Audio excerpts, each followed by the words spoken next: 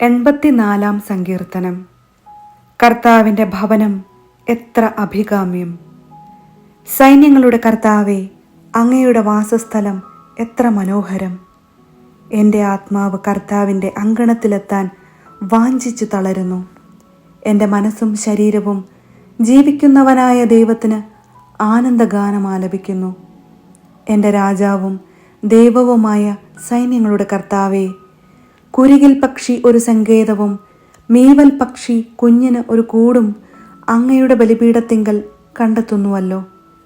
എന്നേക്കും അങ്ങയെ സ്തുതിച്ചുകൊണ്ട് അങ്ങയുടെ ഭവനത്തിൽ വസിക്കുന്നവർ ഭാഗ്യവാന്മാർ.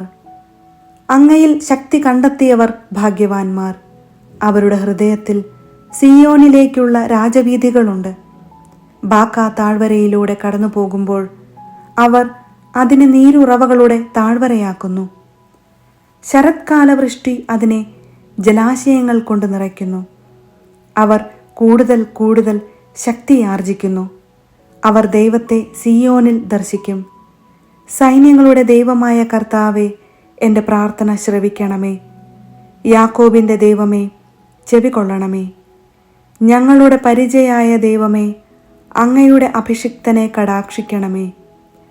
അന്യസ്ഥലത്ത് 1000 ദിവസത്തേക്കാൾ അങ്ങയുടെ അങ്കണത്തിൽ ഒരു ദിവസം ആയിരിക്കുന്നത് കൂടുതൽ അഭികാമ്യമാണ്.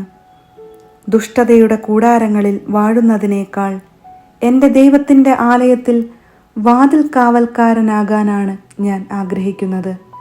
എന്തെന്നാൽ ദൈവമായ കർത്താവ് സൂര്യനും പരിചയമാണ്. അവിടുന്ന് കൃപയും ബഹുമതിയും നൽകുന്നു. പരമാർത്ഥതയോടെ വ്യാപരിക്കുന്നവർക്ക് ഒരു നന്മയും അവിടുന്ന് നിഷേധിക്കുകയില്ല.